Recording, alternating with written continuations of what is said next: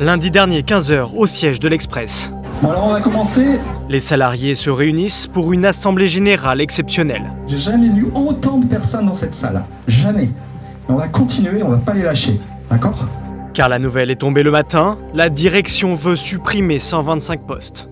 Nous avons 22 postes supprimés à la direction financière. À l'expansion, 4 postes sont supprimés. À l'Express, 24 postes sont supprimés. 125 postes en moins qui s'ajoutent aux 115 départs volontaires de cet été, soit près de 40% des salariés du groupe.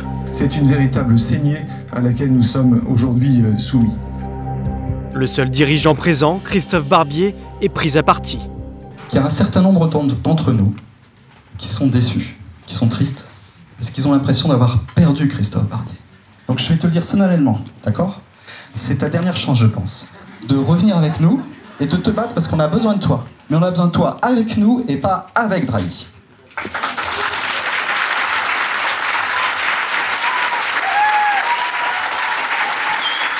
Je suis dans une position, je vous l'ai dit, schizophrénique. Je l'assumerai le plus longtemps possible. Je ne veux pas me dresser contre vous en disant l'actionnaire a toujours raison, ni contre l'actionnaire en disant faut écouter les journalistes d'abord et la Vox Populi ensuite. Le directeur de la rédaction le sait, l'Express, l'Expansion, l'étudiant n'ont plus le choix. Pour survivre, ils doivent se réinventer. On ne peut plus faire un hebdo comme du temps de grand-papa, c'est fini. Et puisqu'on fait un nouveau journal, il faut le faire différemment. Ce ne sont plus les mêmes tâches, ce ne sont plus les mêmes compétences. Il faut que les journalistes plumes acquièrent des compétences sur des tas de logiciels nouveaux. Donc il faut qu'on réinvente nos métiers et nos produits. Des tas de nouveaux logiciels, mais des personnes en moins. À la documentation, Emmanuel, 33 ans de boîte, accuse le coup. Moi, j'en ai presque pleuré. Aucun des 6 postes de son service ne devrait être sauvegardé. L'une des rédactrices en chef vient lui apporter son soutien. J'ose espérer que c'est juste une plaisanterie de très mauvais goût qui va être corrigée. Espérons. J'espère pour vous et pour nous tous, quoi. On s'attendait peut-être à être touché. Mais pas à ce point-là, quoi. Pas à ce point-là, oui. C'est surtout dur parce qu'on se sent incompris. On est face à des personnes qui ne connaissent pas l'Express, qui ne savent pas ce qu'est une documentation et qui font des lignes comptables, il faut faire des économies. Des économies à tout prix ? C'est la stratégie Patrick Drahi. Ce très discret mais fracassant homme d'affaires a fait fortune dans les télécoms.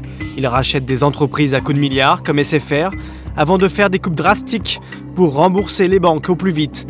Et s'il investit dans la presse, ce n'est pas un hasard. Il espère des synergies, en tout cas c'est son discours, avec les télécoms. C'est vrai qu'on espère avec les télécoms vendre plus d'abonnements aux télécoms s'ils sont appuyés sur des contenus éditoriaux que s'ils n'en ont pas. Mark Lofer est l'homme de confiance de Patrick Drahi. C'est lui qui doit trouver les économies. C'est pour cette raison qu'une autre marque du groupe, Libération, va déménager ici.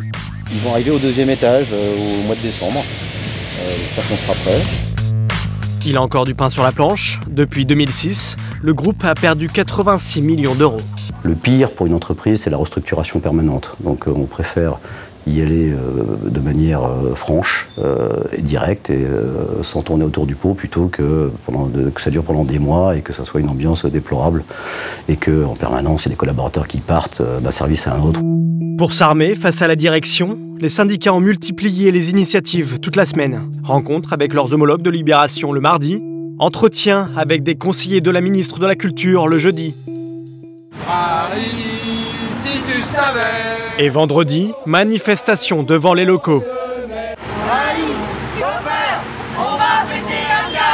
Syndicats et dirigeants se rencontrent à huis clos le matin, mais les discussions sont au point mort. Je ne vois qu'une solution.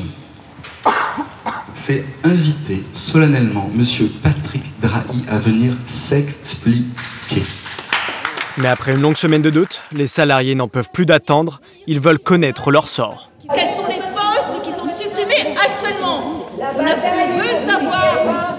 Les 630 salariés du groupe n'auront pas la réponse tout de suite. La loi prévoit encore 3 mois de négociations.